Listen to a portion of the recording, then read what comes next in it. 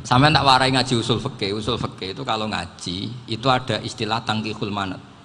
Ini mestinya wilayah yang kita bisa berdebat sama Mbah Firjon. Dulu itu musuh saya karena saya makili Anwar, beliau makili Peloso. Tapi tahu-tahu kalah tua terus saya mengundurkan diri. Di fikih itu ada istilah, ada tangkihul manat, ada tahqiqul manat, ada tangkihul manat. Tangkih itu kira-kira gini, lafadz hadis itu dibuang sekian untuk tahu bahwa itu madarul hukmi.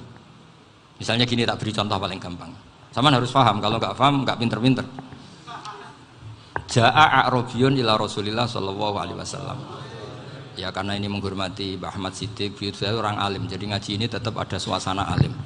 Ya harus ada suasana alim. Nggak perlu jadi orang alim tadi, susah. Sudah ngindari susah itu pintar. Sudah itu aja. Jadi orang alim susah, ngindari barang susah pintar. Berarti orang tidak alim pintar. Nah, meskipun tetap sudah kita itu pegangi sampai mati nanti. Loh, jadi orang alim itu repot. Itu kata Imam Ghazali, kalau orang alim kalau mau masuk surga itu sama Allah nggak boleh. Kif, kamu nggak boleh langsung masuk surga. Coba cari umat kamu, syafaati dulu. Lah saya takut nyari sampean nggak bisa kembali. Saya tidak punya rencana itu. Pokoknya mau masuk. Golek sampean kuaduan. Aduan balik raroh dewe, wah repot nanti saya.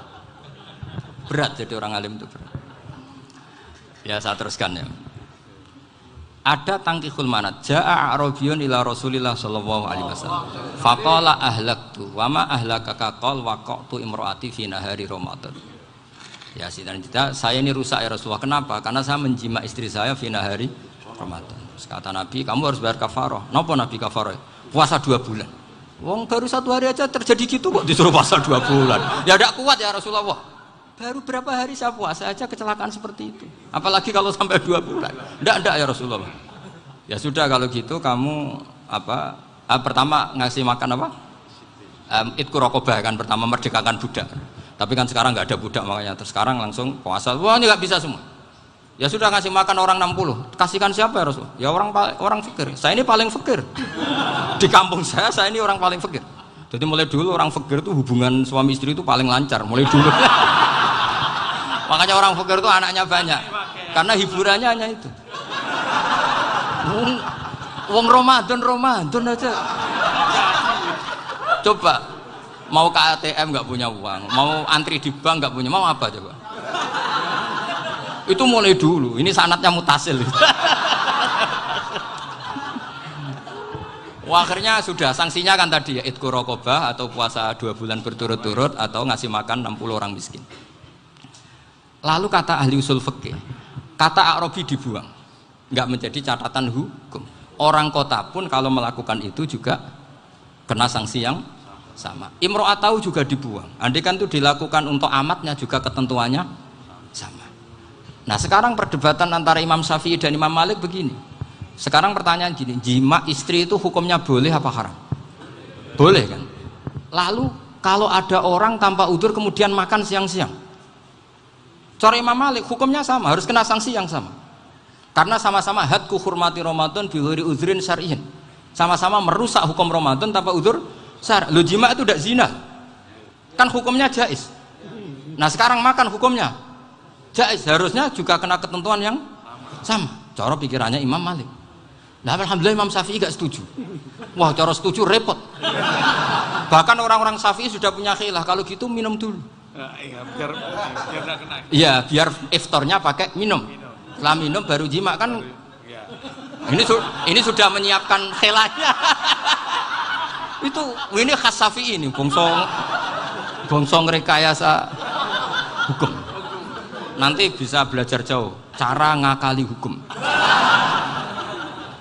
Makanya guyonan yang masyhur Gus Dur itu gitu. Ada seorang kiai atau Gus lah. Ya punya salah, namanya manusia kan punya salah, entah cangkruk entah apa, pokoknya punya salah. Ada wartawan yang ngiranya semua kiai itu orang suci, sehingga tanya sama Gus Dur, Gus itu ada kiai kok, ya pokoknya salah lah. Tapi jangan bayangkan dosa besar, enggak, kecil-kecil aja. Itu gimana itu? Padahal kiai kan orang suci. Jawabnya Gus Dur lucu. Ya justru yang boleh salah itu para kiai. Kalau kamu nggak boleh. Loh, kok bisa Gus? Karena mereka tahu caranya tobat. Repot. Kalau kamu nggak tahu caranya, sama pelanggaran hukum itu ya harus pakar-pakar hukum. Ya. itu yang tahu caranya rekayasa. Kalau kamu ya kena pasal kan ya. Jadi kamu jangan niru saya. Saya ini punya sekian cara untuk kembali. Nah, itu namanya khilah. Makanya kata Sayyid Muhammad, kamu tidak usah anti khilah. Karena Abu Hanifah itu membolehkan khilah. Kitabul khiyal. Yang penting kamu soleh dulu. Setelah soleh nanti Allah maklumi. Soleh dulu. Syaratnya soleh dulu. Kalau tidak soleh jangan. Contohnya gini, ada orang mau puasa lemes sekali, mau makan. Gampang. Kalau langsung makan kan kayak hadku hormati Ramadan biwari udrin sarian. Aku langsung mau jembera sowan Mbah Firjon. Sudah status saya apa? Musafir. Ya, sudah berangkat aja sampai Tuban makan. Nanti kalau nggak jadi ya nggak apa-apa sudah. Kan mulai pergi sudah musafir.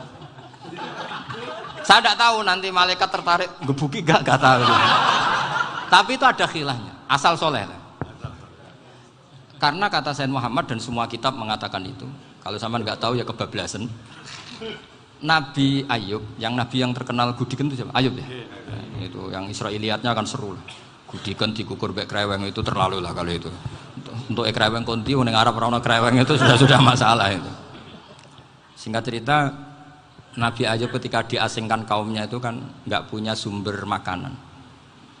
Lah orang lelaki itu mulai dulu egois. Istrinya Nabi Ayub itu cantik sekali, udah cantik, rambutnya bagus. Makanya kamu nggak usah tanya kenapa istrinya Kiai banyak yang cantik. Ya, warasatul anbiya, nggak boleh gitu.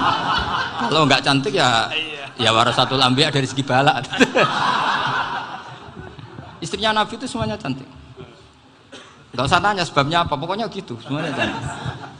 Singkat cerita, beberapa kali istrinya Nabi Ayub itu kerja demi bisa nafkahi Nabi siapa? Suatu saat itu tidak ada pekerjaan yang cukup untuk beli roti. Satu-satunya peluang dapat rezeki itu putrinya raja itu rambutnya berondoli. Terus ada sayembara siapa yang rambutnya bagus mau dibeli. Sampai rambutnya istrinya Nabi Ayub itu dijual. Nabi Ayub tersinggung karena itu mengurangi kecantikan. Jadi lelaki mulai dulu gitu. Udah nggak urun kalau istrinya nggak cantik itu komplain. Itu khasnya lelaki. Jadi kalau kamu gitu ada sanadnya juga, tenang saja ya. Komplain ya pegawai itu. Saking mangkelnya Nabi Ayub terus ngendikan la adriban naki mi'ata sautin. Kamu akan saya pukuli dengan mi'ata sautin atau dengan 100 cambukan. Atau mi'ata dikhtin atau mi'ata apalah sesuai konteks zaman itu. Engko nak muni pecut tuku konti kok ribet lagi. Singkat cerita akhirnya ketahuan bahwa istrinya menjual itu demi Nabi Ayub. Allah nggak ridho kalau kekasihnya yaitu istrinya Nabi Ayub wis perjuangan kayak gitu malah kena hukuman. Tapi Allah juga nggak ingin kekasihnya yang bernama Ayub melanggar sumpah. Padahal beliau sudah sumpah, wallahi demi Allah nanti tak pukul dengan 100 kali. 100 kali dengan lidi lah misalnya, contoh yang gampang tuh lidi. Akhirnya sama Allah dikasih satu solusi. Wa khud biyadika dikhsan fadrib bihi wala tahnas.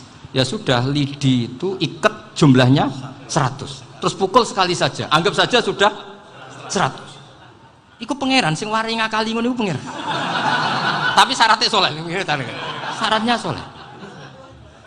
Jadi kalau kamu anti khilaf berarti anti ajarannya Allah di ayat itu.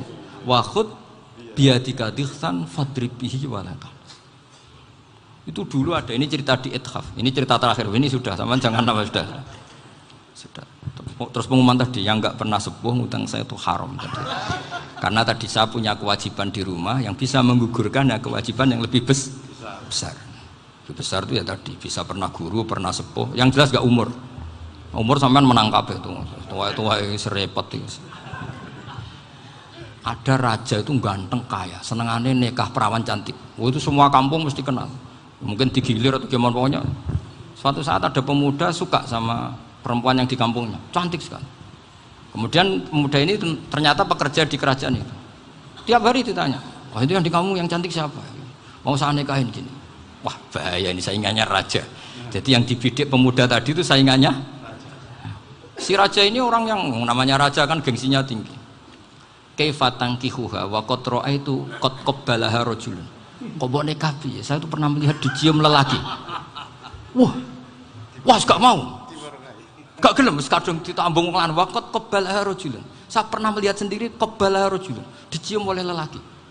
Wah sudah gak minat raja langsung Gak keren. Suatu saat pemuda tadi nikahi perempuan itu. Rajanya marah-marah, kamu laki gak punya harga diri gini. Gak punya selera, gak punya harga diri, sudah pernah dicium orang kok tetap dinikah. Terus bilang ke raja, ta'rif manir rajul, laki itu siapa? Abuha.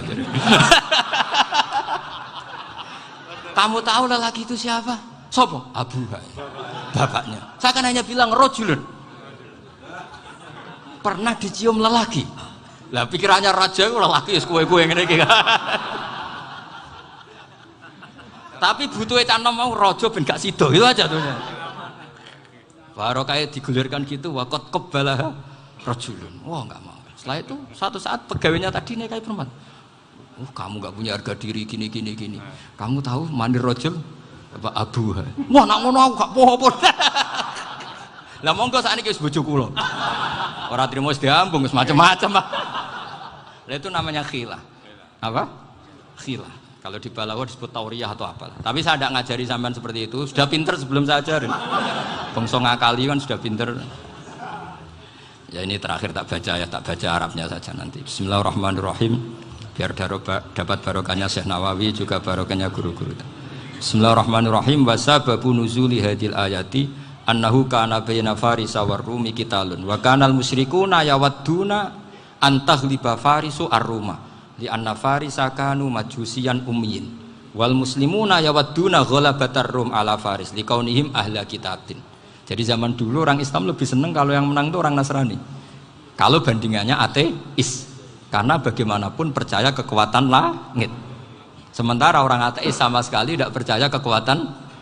Apapun bedanya kita dengan Nasrani itu ada kesamaan, yaitu percaya adanya kekuatan langit. Sehingga ketika orang Romawi kalah itu orang Islam ikut susah.